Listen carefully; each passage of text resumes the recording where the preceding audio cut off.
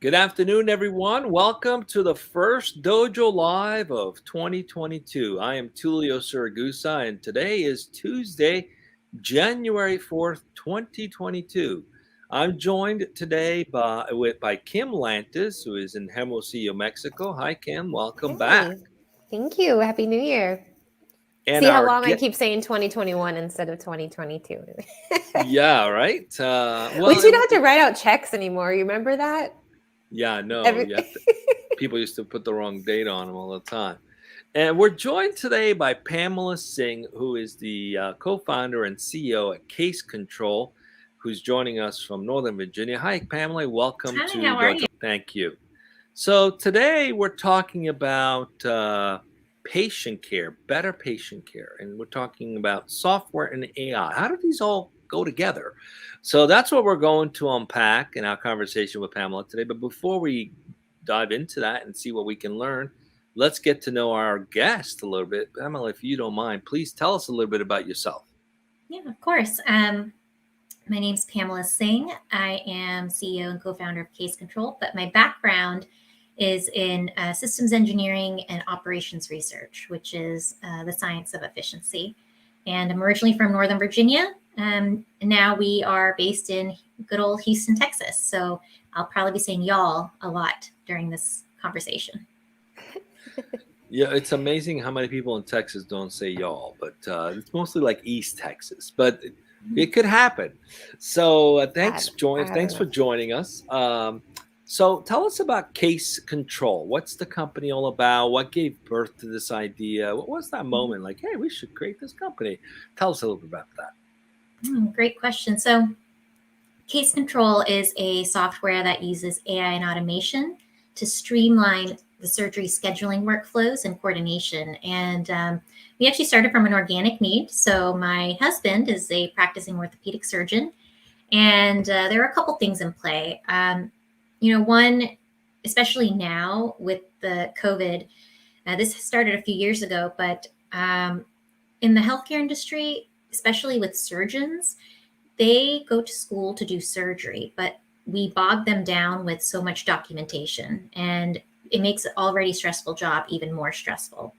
Um, so I would see him come home every day, late, exhausted, and so we already had that burnout factor in there. But another thing that happened was at work, he noticed that he had a patient come in crying one day who said, hey, Dr. Dewan, I signed up for a surgery with you. I finally got over my anxiety to have surgery in the first place, got my son to fly in, take a week off to take care of me, got to the hospital just to be told that, oh, hey, due to an admin oversight, I was missing a cardiology clearance and my surgery was canceled. So not only do we burden surgeons and healthcare workers with the administrative work, but now there's also an emotional component to it where they have to take care of these patients and deal with these patients to really give them a better experience. And we have all these high-tech surgeries, but they're supported by low-tech processes, such as coordination for surgeries is done with paper, fax, scans, and email. And it's really harming patient care, and it's harming staff as well. So, Yeah, please go ahead. Yeah, so we threw together a MVP just to help his own practice, and we noticed a 20% decrease in case cancellations, which was great.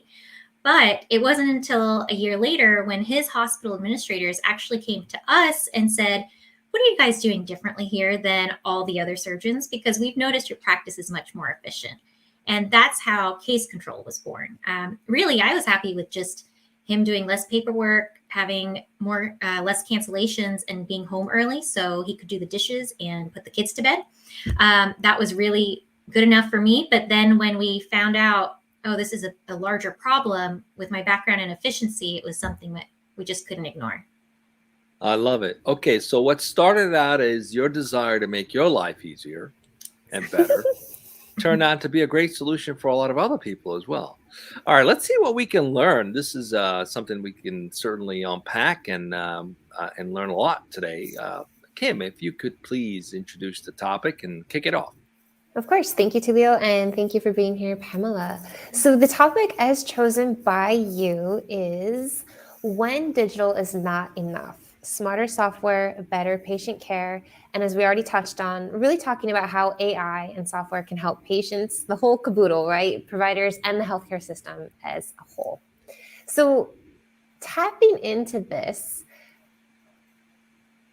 what is the AI component? I mean, I imagine this. We have to set up, let's say, coordinate a meeting across just 5 different teammates trying to coordinate our Outlook calendars or whatever. And it's a nightmare. So I can't imagine having to do that across an entire hospital or network. How does AI help you with this? What other processes other than scheduling can you help with? Great question. So, it's not just about scheduling the surgery, but it's also about making sure you have all of the right equipment during the surgery and making sure that you have the right processes and plans in place after the surgery as well. So not just about scheduling, but really if you plan up front, the entire episode of care is improved. For example, when we start with the surgeon, so currently a lot of surgeons have to write 8 pages per surgery of their complex surgery preferences, such as the special implants they want or tools they want to use. And it can take up to 25 minutes or 20 minutes per surgery to write all of this information. Plus, it's just exhausting. What we found is a lot of surgeons just put in the bare minimum and hand it off to their surgery scheduler. And then there is a lot of back and forth, or some of the supplies don't arrive on time. It impacts the surgery. So what we do with the AI portion is we abstract historical data from that surgeon's previous cases, as well as other surgeons' cases, and we pre-fill all of there's a lot of coding that needs to be done on this paperwork, a lot of the surgeon's preferences, a lot of the tools that need to be there. And by doing that, we've actually been able to save surgeons about 250 hours per year. That's the AI component for the surgeons. And for patients, what we've been able to do is, they might have a lot of questions and anxiety during their surgery or before their surgery. And one thing that we've been able to do is, hey, why don't we provide them with more information and literacy where they don't have to hunt down a scheduler or anyone. If I'm having surgery, I want to know what it is, what to expect. I just want to have the facts. That'll really help me with my anxiety. So based on the type of surgery and also based on that specific patient, specific surgery, and that specific surgeon's preferences, that is the type of information that we give them in email format, text format, however they want to receive it. The reason why we don't just do a one-size-fits-all is because even if you have 2 surgeons in the same practice who do the same type of surgery, they have completely different preferences. They've trained on different tools. And as you can tell, it just gets exponentially more difficult to do this. So if you're a human trying to process all this information, we found that surgery schedulers are really overwhelmed and overworked at the moment, especially in COVID, when you have surgeries being canceled left and right or rescheduled. So they have to redo all of this manual work. So that's kind of where the AI component comes into play. Great. So it sort of just takes the standard of what they're used to having happen, and then all you really have to do is just review it, check it, and say, that looks good.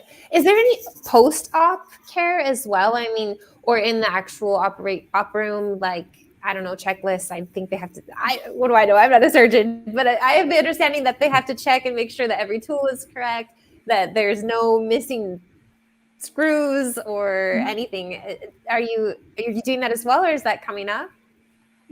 Yeah, so one thing that we have actually received feedback on is from the OR teams that the doctors who used CaseControl, it was much easier for the staff to pull the right equipment instead of pulling everything in the kitchen sink because someone didn't fill out a form specific enough with what they want.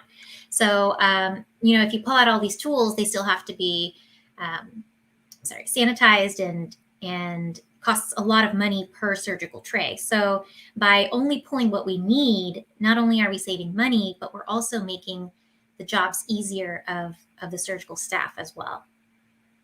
And then post-op, we have just started post-op care pathways where based on how the surgery went and based on a patient's health, we are able to provide them with a step-by-step guidance and documentation of how to recover. Very cool. And So- specific to what it is that they have in their body. Mhm. Very Exactly. cool. Yeah. Julia. So I'm curious. How do you get everyone to work and participate? It sounds as though there's a lot of people involved, a lot of different departments involved, and the coordination of all these things, certainly having a platform where you can do all that and facilitates it and enables everyone to not end up doing double effort or showing up without what's needed, or having a situation where a surgery needs to be canceled because of some admin oversight or what have you. How do you get everybody to be trained to change their current processes? I mean, this is a disruption to the current processes, as inadequate as it is today, right? Mhm. So, what's that been like to get these multiple disciplinary teams to participate in one case control platform? Great question. So one thing I've learned is it doesn't matter how good your technology is, if people don't adopt it and use it, it's going nowhere. So change management is definitely a huge part of this. And the way we have implemented it is we decided to make the software flexible. So it's from the beginning, we understand that it's not one size fits all in terms of processes. So what we've been able to do is, when we do a preliminary in-depth workflow analysis, we're able to see, you have some surgeons who are tech savvy. We have some who I like to call tech averse. And surgeons do not like disruption to their processes. So one, we have our users, our investors, even people on our board are surgeons. So we understand how to talk to them. And another is we're able to tailor the process to match some of their workflows. And then we come in and we make suggestions to process improvement after we have enough data. So 90 days of data to suggest process improvement. So we don't just come in and say, hey, this is how you should do things. We make those recommendations. We have the system set up to go with their workflow as best as we can, as much as they are willing to change. And then we've been able to slowly convert them based on showing them real data from their own practice as to why they should change, what changes they should make. And that's been, much easier when they have that data in front of them. So currently, the way you're doing it is you're facilitating the process. Just way, any major software implementation, whether it's a bank or what have you, they would have the company or hire either an outside consultant to help them adapt the technology to their current workflows. You guys are doing something similar. How are you doing that today? You have like ex-nurses or doctors that are practitioners in this process. How challenging has that been to find people that want to play in this technology to help their constituents? Is that something that's been a challenge for you? And if not, how are you guys going about it?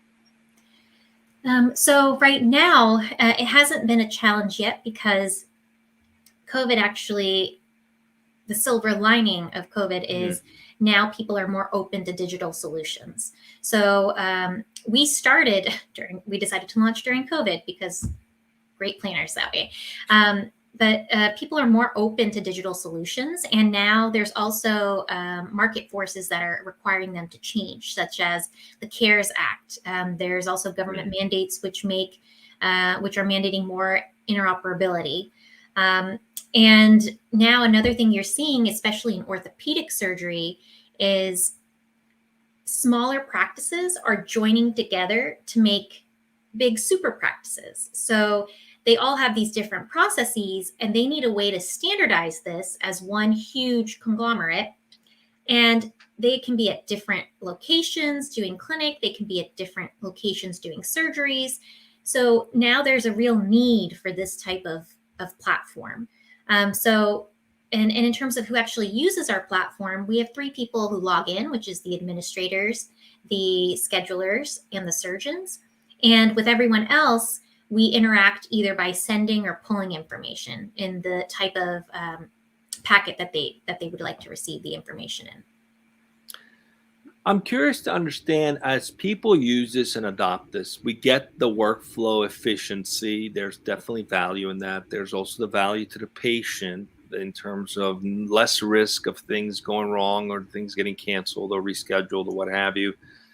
All that is incredibly valuable and important. Is there also a benefit financially to the institution that are adopting this, i.e., better processes, more efficiency, more effective coordination?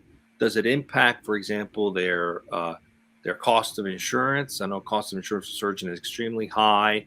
How's this been perceived by the insurance carriers? Are they behind it? Are they supportive? What's that been like? So with insurance carriers, we're in dialogues with them about launching another feature, which will be coming out this year. But right now, the most of the cost benefit is to the actual surgeon or the practicing surgical revenue, the clinic or the hospital. And the way we did this is we actually have one case study where one hospital thought that, out of all of the patients who were being offered surgery, only 6% weren't making it to the operating table. But because CaseControl tracks patients from the very beginning, even undecided patients, we found that, hey, actually 30% of patients who you're offering surgery to aren't making it to the operating table. So that's a lot of revenue that's left on the table. So we're able to recapture some of those surgeries. We're able to decrease case cancellations. And we found that results in about 200 to 300K more in surgical revenue per surgeon per year. I have to admit, I'm one of those 30%. I've been holding off on something since August. Go ahead, Kim. You got to go. Well, I think there's also just the financial benefit, I'm imagining, of just having happier employees, right? Your surgeons, their schedulers, everyone's just, it's working nicer for me. I like to be here. But going back to that validation of your personal story of the genesis of CaseControl, with the actual clinic, the hospital, coming to your husband and saying, what's happening? I want to talk to you about, just from the business standpoint, first of all, what did that validation feel like? Were you surprised, taken aback? And then also, what were the steps then with that aha moment of how you transitioned into being this entrepreneur and saying, let's do this? Yeah, great question. Well, one, when the hospital came to us, they dug through all their records. They manually went through records and then compared it to, CaseControl being implemented.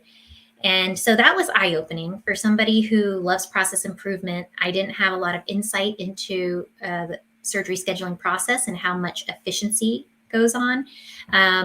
It was kind of scary to see that, hey, if I'm having high-tech surgery, the person coordinating it is literally using Post-it notes. So not sure how safe I feel about that. But it also came, the validation, from my husband's surgery scheduler. And one of them said, now I just don't feel as stressed anymore. And this is something that we've been able to see even in our implementations, where it reduces administrative burden by 75%. So technically, we also reduce the amount of full-time employees you need by 0.33, but we're not here to just replace them. We are here to help them. So now they can actually do more customer-facing roles or patient-facing roles, which you really need employees to cultivate those rewarding relationships with patients now. And aside from 75% less administrative burden, we have found that patients are just happier and not as angry when they feel like they're being respected and when they feel like they have information. There's some level of control. So actually, the patient who came in crying for my husband, whose surgery was canceled, she came back and she had knee surgery on her other knee, and it was with CaseControl, and she said she had a much better experience. So that was the validation that we really needed to say, hey, let's do something bigger. In terms of being an entrepreneur, I never thought I would be an entrepreneur. And at one point, I was like, even if you pay me, I wouldn't be an entrepreneur. I like to know what's going on. I am a control freak, and need to know everything. But life throws curveballs at you, and I had some health issues pop up. So being an entrepreneur would actually allow me to do my work, but have some more flexibility. So I decided, why not? And it has created a great work-life balance. I can have a meeting, go play with my daughter for a couple minutes, have her spill cranberry juice all over me, but it's okay because I'm on Zoom, so nobody sees the pajamas and cranberry juice pants, But it's been a very rewarding experience for sure, personally and professionally. Amazing. You said something really interesting that I think is important to highlight for anyone who's watching this that's in the healthcare space. You said that this also reduces the dependency on staff by 0.33%, which means, if I'm reading this correctly, which means people are already working probably 12, 15 hours as it is now. They're overworked, let's face it. So you're basically saying that if you adopt this, your staff will have a bit of a normal life. Yeah, maybe they can actually go on vacation without everybody just losing or get mind. home without being exhausted from the end of the day. Okay, so this is definitely improving the lives of the practitioners who who probably need to spend a lot of time, like you said, administratively working through things. What about the patient? Let's connect the patient into this process. Do they participate in this software? Are they invited into the workflow? How does the patient participate in this? Well, it depends on what the clinical practice wants.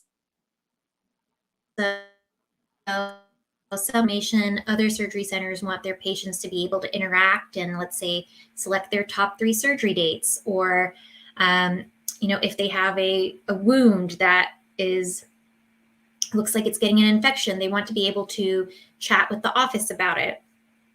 But so far, most of our implementations are providing that educational material to patients and receiving feedback of, hey, just a reminder, please don't eat 12 hours before your surgery. Hey, we're kind of hand-holding them through the entire surgical process. We wanted to double check, are you on blood thinners or are you not? That can also lead to canceled surgery. So right now, we're really hand-holding them and increasing their confidence in not just the process, but their team as well. Having been a surgical patient who felt like I was just completely in the dark, I was just not supposed to eat anything, and nobody asked me about my medications, and I just showed up and I had surgery on my foot. I can tell you that when I'm provided information about what to expect and what to do, I have a much higher regard of the surgeon because I feel like they actually care about me instead of just being an assembly line patient. Nice. Yeah, I mean, it's interesting when you think about it. Like, in a way, you feel like technology is replacing the human because there's not a person doing this, but it allows for the human to actually be more human, which I think is a beautiful thing. So let's talk again. Let's shift it back to CaseControl.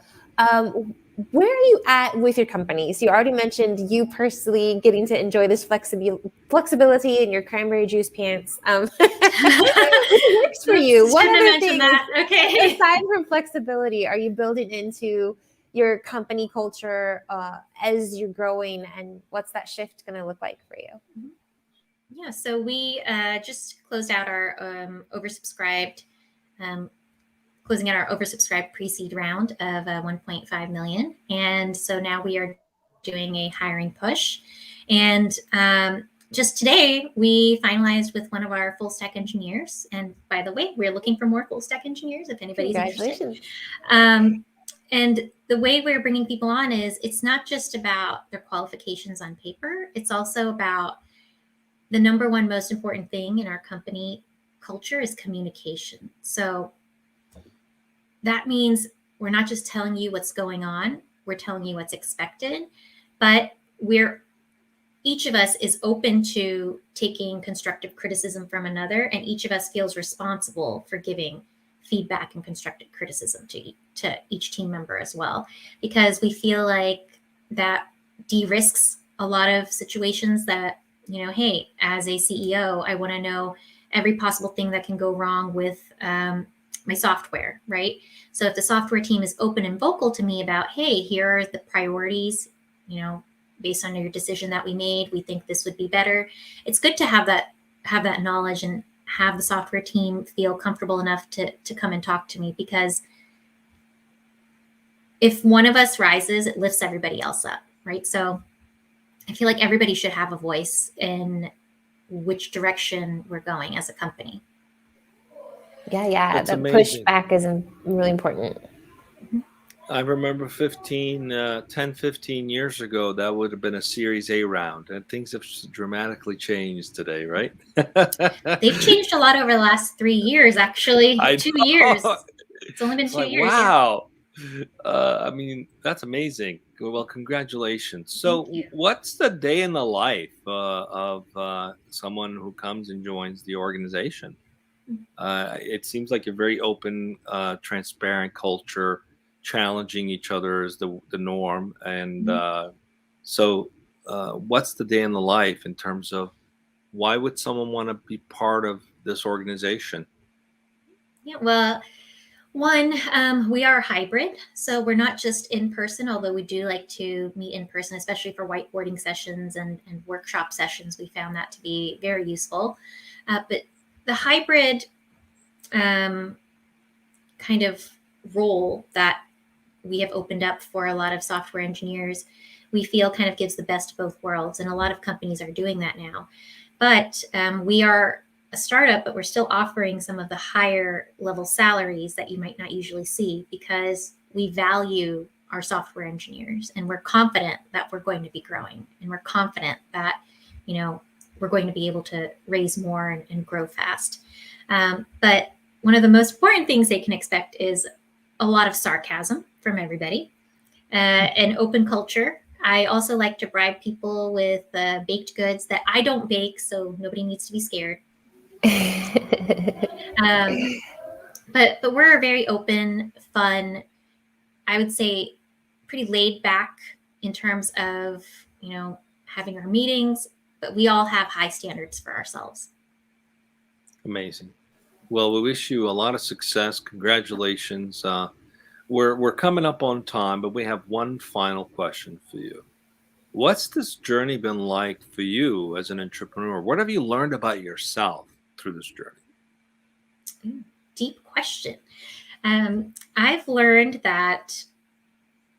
reframe the word failure.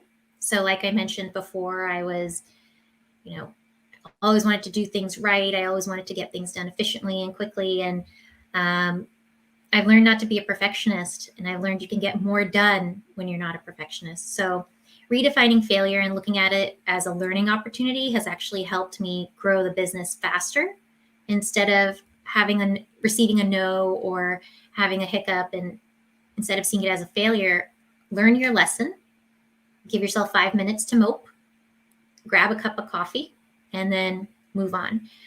So it's actually changed my view on life as well. I'm not as picky about the dishes anymore either. Nice. Yeah, especially now that your husband gets to wash them. Well, it's been said that one of the great way to achieve self-realization is to become an entrepreneur, because you really face everything that you need to work on about yourself. So it sounds like it's been a rewarding journey personally as well as professionally. Thanks for being with us. We enjoyed having you with us. Just stay on the air stay with us as we go off the air in a second. Kim, what do we got coming up for the rest of the week? Yeah, the rest of the week is a full house. So tomorrow we're going to be speaking with Gary Serenvirta, the founder and CEO of Daisy Intelligence. We'll be talking about AI that delivers explainable decisions as a service. And then finally on Thursday, we will be speaking with Prasanth Nair, CEO and product architect at Double Gemini, ending email overwhelm. Why is email making you less productive, and what to do about it? So yeah, join us here, dojo.live. you, 12 everyone. o'clock Pamela, thank you. Pacific. Kim, it's breaking up, but you got it all in. Oh. Thanks for being with us. We'll see you back tomorrow at 12 o'clock. Thanks, guys. Bye.